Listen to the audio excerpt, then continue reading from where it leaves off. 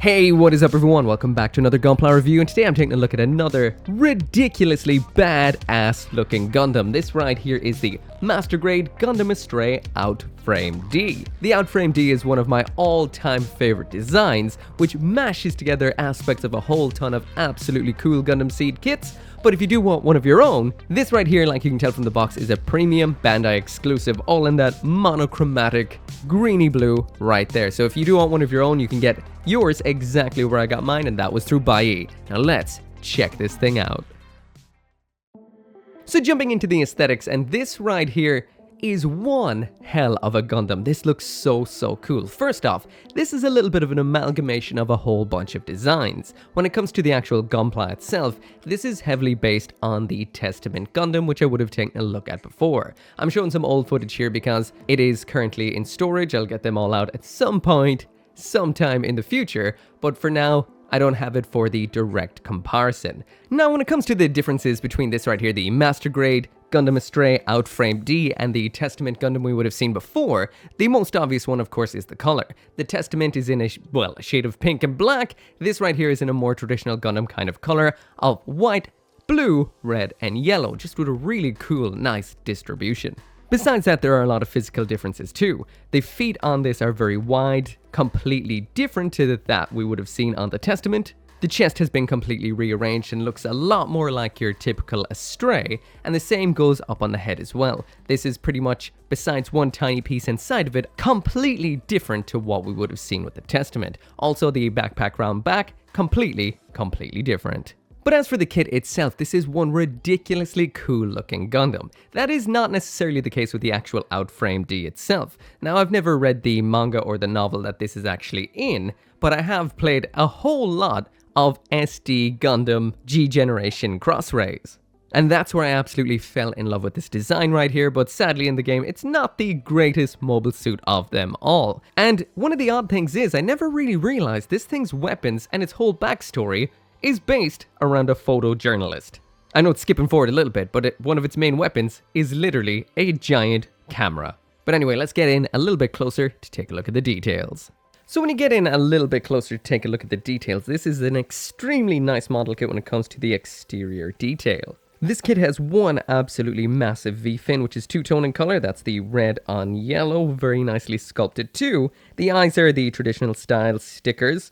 Same with the top of the head up here, and the biggest offender when it does come to the stickers is this right here. These are just a pair of stickers as well. This is what the sheet looks like. Those are the worst, most definitely, and we do have a silvered section for using with the camera that we'll be taking a look at later. The backpack here is mainly cast in black, so it is simple enough, not as crazy as what we would have seen with the Testament, and the color distribution is so nice. The venting in the chests, very nicely sculpted. We do have an opening cockpit right here, which is quite interesting because this one actually does cover up the actual cockpit that is inside of it while you're building it. But it is nice to actually have that. There is no pilot figure in here though. No standing pilot figure either.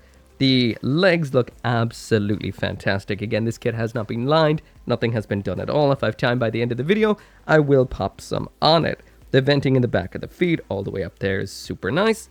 And those feet are ridiculously cool and really thick to boot. The inner frame on this is pretty much the X-Seed frame that we would have seen with the Strike Remaster, etc. And on the whole, a pretty cool Gundam.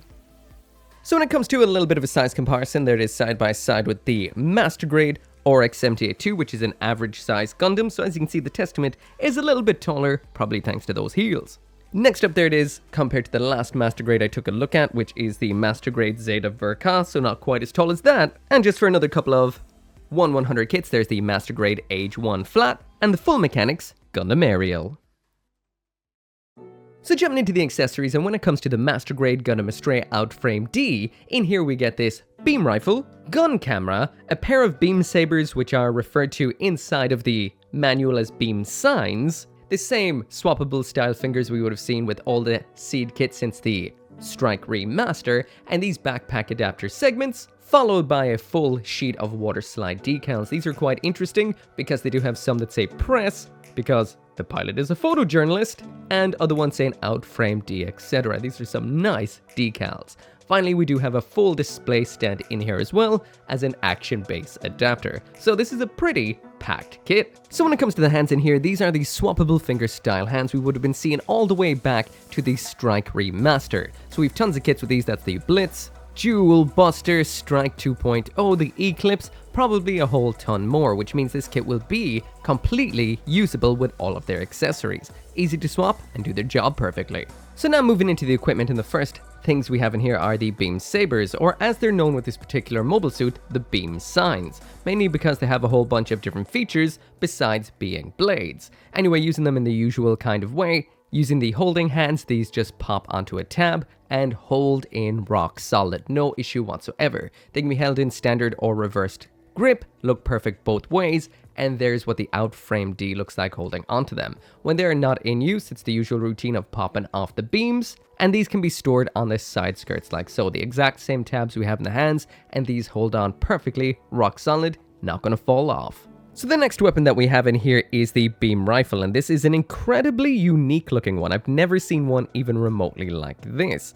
When it comes to the actual details and the overall design here, this is quite plain. The design is definitely far from plain, but the detail is just all in black plastic. The magazine here, that cannot be removed, and it would have been nice if we had a little bit more color separation, but a bit of detailing up color-wise, and this will look incredible. This attaches into the hand in the exact same way we saw with the Beam Sabers. That's into a tab in the holding hands, this time with a trigger finger, and then that just pops into the swappable finger slot.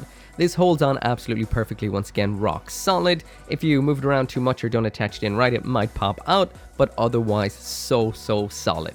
This is one unique looking beam rifle without a doubt, and even though it doesn't have much color or detail or any lens stickers or anything like that, just a little bit of paint, and this could be one of the coolest looking beam rifles around. The next weapon in here is probably one of, if not the most unique gunpla weapons I have ever seen. This is referred to as the gun camera, as in this is some kind of video camera or camera. It looks like a video camera to me, and that is absolutely ridiculous. Similar in detail to what we would have seen with that beam rifle, just in a kind of, well, very camera looking kind of a way. When it comes to attaching this into the hand, it's 100% exactly the same as the beam rifle. You just pop it out like so, and then pop the gun camera in the exact same way, holds on perfect, and looks absolutely ridiculous in the best possible way. So both of these weapons, the beam rifle and the beam camera, attach on in a very unique kind of way, but I think it's, well, before we do that, it's about time to get this up in the air, and this does include a stand with it, which is always very nice.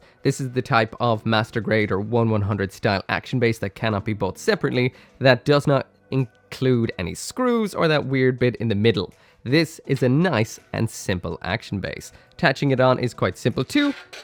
Just clips on in under there, just like so.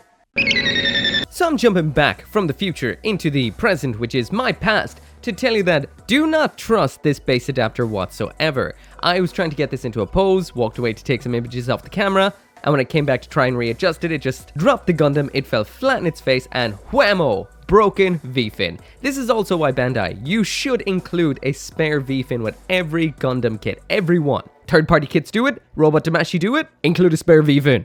So although the Out Frame D right here doesn't have the same over-the-top backpack we would have seen with the Testament Gundam, we do get something pretty cool, which is this right here called the back joint.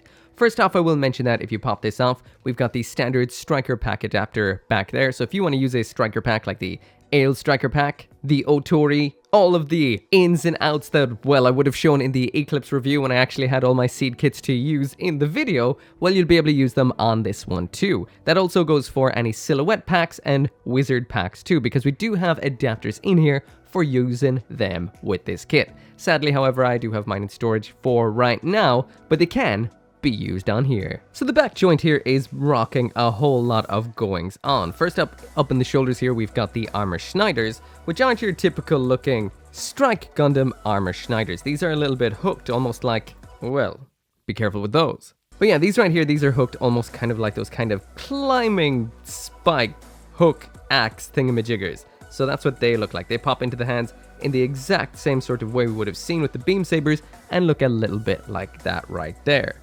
When they're not in use, they can be stored up here where I just pulled that out from. Make sure these are pushed in all the way. You kind of feel a little bit of a click, and then you know they are, otherwise they'll kind of droop and drop out. Now this has a whole lot going on. It's not called a back joint for no reason. So we've got a whole bunch of articulation here, which allows this to move. It rotates up here, point of rotation here, 2 points of rotation there, and we've got a little bit of a sub arm up top here, which can open up like so. This little segment that can grab onto the weapons like we're about to do, and then the thruster segment can move around here. Now, it's not often I recommend gluing a part on a Gundam, but this is one. This falls off of me all the time you're building this. Cement that into position or I'll drive you mad.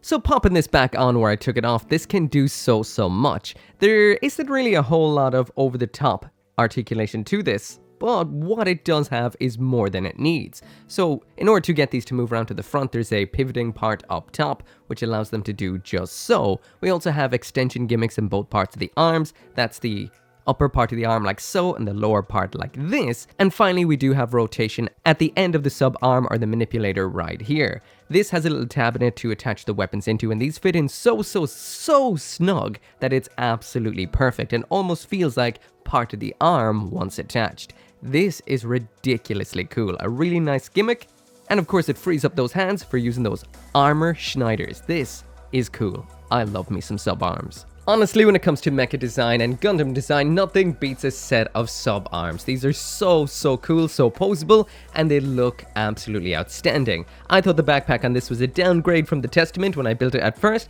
but now after getting these weapons onto them, I do not think that at all. These look and feel incredible. So finally now onto the articulation, and as for the usual comment on the build quality of this, this is rock solid. It is based on the Strike Remaster, so if you know what that is like, the Seed X frame, and that is absolutely rock solid, so you can put in some nice poses and it'll stay in them. Speaking of which, so when it comes to the articulation on the Out Frame D right here, it is par for the course for a master grade when this, well, when the Strike Remaster would have came out. You get everything you would need, but not a whole lot more. You're not going to be getting any outrageous over-the-top poses out of this, but you will get the basics. Now, I find what is the most limited here is up at the waist, mainly because of all the side skirting and the front skirting armor kind of gets in the way. It is a little restrictive. The ankles don't give you a crazy amount of pivot, the shoulders don't give you a crazy amount of movement, and the ab crunch doesn't give you a crazy amount either, but it does give you enough. So yeah, it's about average. It'll pull off basic and great poses, but it won't pull off anything outrageous. So anyway, that right there is it for the review, and just like the Master Grade Testament Gundam, this to me is gold tier. This is a very good Master Grade, but it does not really excel in any particular kind of way. It's a basic old school Master Grade that gets what it needs to get done, and it looks absolutely beautiful while doing it. To me, what stands out the most when it comes to the aesthetics here is the overall design is quite cool. The more classic Gundam color scheme on the Testament is awesome. The fact that this is pretty much an Astray with a Strike Gundam inside is great to me, because as much as I like the Master Grade Astrays, I do like the Strike Remasters build better, and this is the mix and the best of both worlds. There's no denying that awesome killer V-fin looks incredible, be careful with it. When it comes to the accessories, we've got some nice stuff in here. Too bad I wasn't able to check it out with the Striker packs and the Silhouette packs and the Wizard packs that it is compatible with, so this thing, including the fingers that can use any Master Grade Seed stuff, makes this great for customs and just playing around with. And just like I mentioned about the articulation, it is great in the Master Grade standard kind of way, but it won't get you anything too over the top, but will get you pretty much everything that you'll want. Anyway, as always, this video would not have been possible without those awesome people over at BUYEE. Link is down there in the description if you do want one for yourself. As always, thank you so much for watching. Make sure to come back for more Gunpla reviews, and I'll see you next time.